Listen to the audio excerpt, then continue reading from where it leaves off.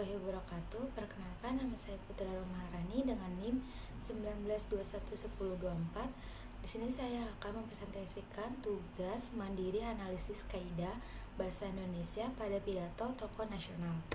Dengan judul video, Pidato Presiden Jokowi di Hari Anti Korupsi Sedunia.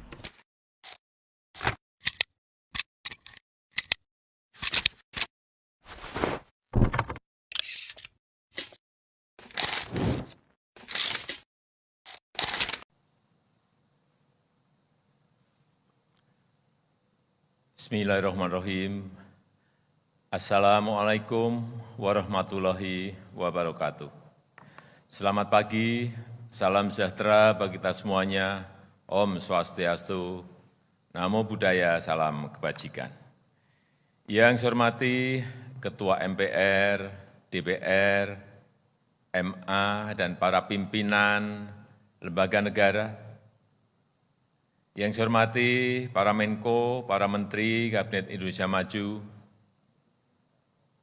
yang saya hormati Ketua KPK dan pimpinan Komisioner KPK, yang saya hormati Ketua dan anggota Dewan Pengawas KPK, yang saya hormati para Gubernur, Bupati, dan Wali Kota yang hadir, yang saya hormati para pegiat dan pejuang anti korupsi, hadirin yang saya muliakan.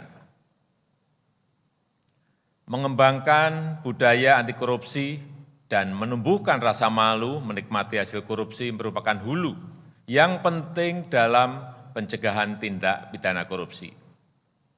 Pendidikan anti korupsi harus diperluas untuk melahirkan generasi masa depan yang anti korupsi. Tetapi membangun sistem yang menutup peluang terjadinya tindak pidana korupsi juga merupakan kunci utama.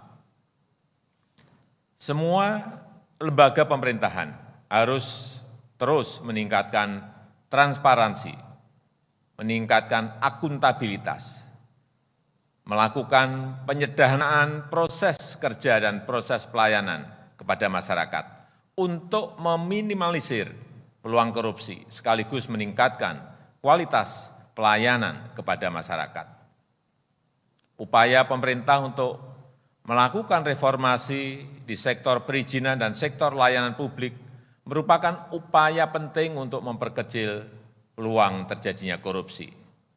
Sektor-sektor yang berkaitan langsung dengan kepentingan rakyat banyak, sektor-sektor yang mempengaruhi ekosistem berusaha terutama pada UMKM menjadi perhatian utama pemerintah. Pemerintah berusaha keras untuk melakukan reformasi struktural secara besar-besaran. Regulasi yang tumpang tindih dan prosedur yang rumit terus akan kita pangkas. Mekanisme dan prosedur birokrasi yang rumit kita sederhanakan, yang kemudian didukung dengan penggunaan teknologi digital seperti e-budgeting, e-procurement, e-audit, dan aplikasi-aplikasi lainnya.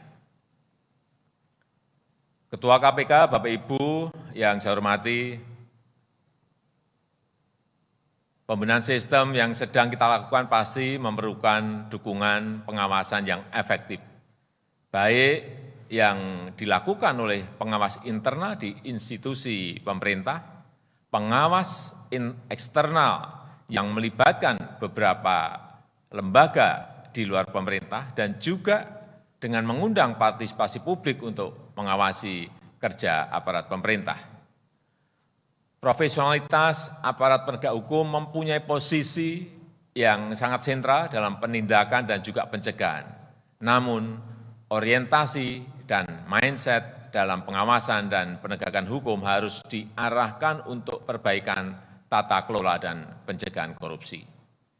Kinerja penegakan bukan diukur dari seberapa banyak kasus yang ditemukan, tetapi pada bagaimana mencegah secara berkelanjutan agar tindak pidana korupsi itu tidak sampai terjadi lagi.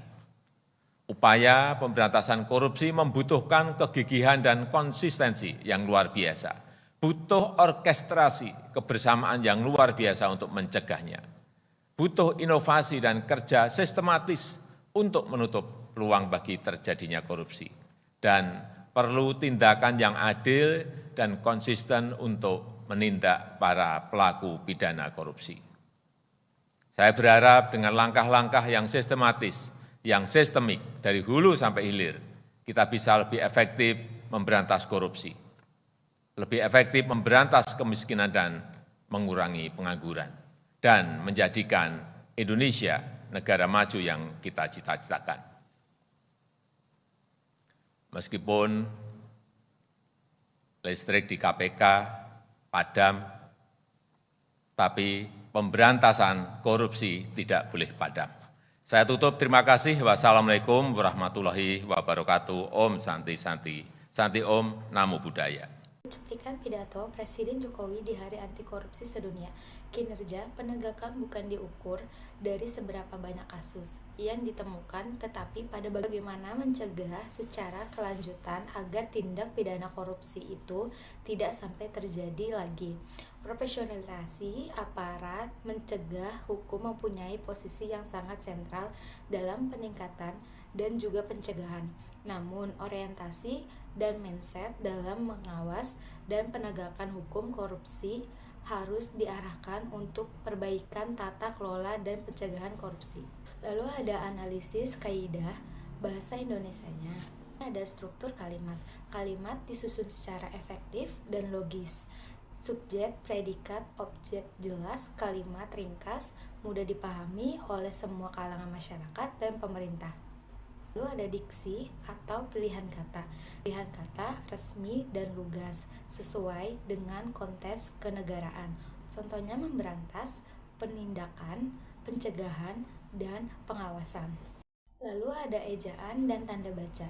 Mengikuti kaidah EYD, ejaan yang disempurnakan.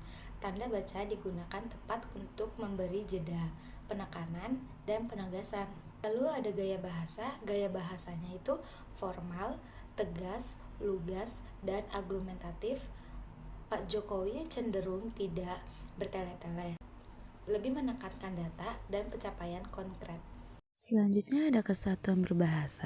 Presiden menyampaikan pesan-pesan penting dengan bahasa yang tegas namun tetap sopan, tidak menyinggung pihak tertentu secara langsung, dan tetap menjadi suasana resmi serta profesional, beretika, bijak, dan menghargai perbedaan peran.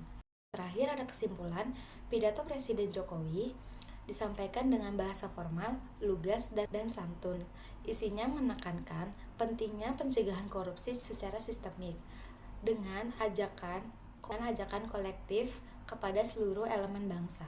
Struktur kalimat tertata baik, pilihan kata tepat, gaya bahasa persuasif dan tegas, serta ejaan dan tanda baca sesuai kaidah. Pidato ini mencerminkan komitmen pemerintahan dalam memberantas korupsi secara keseluruhan dan bermartabat. Sekian penjelasan saya, kurang lebihnya mohon maaf. Wassalamualaikum warahmatullahi wabarakatuh.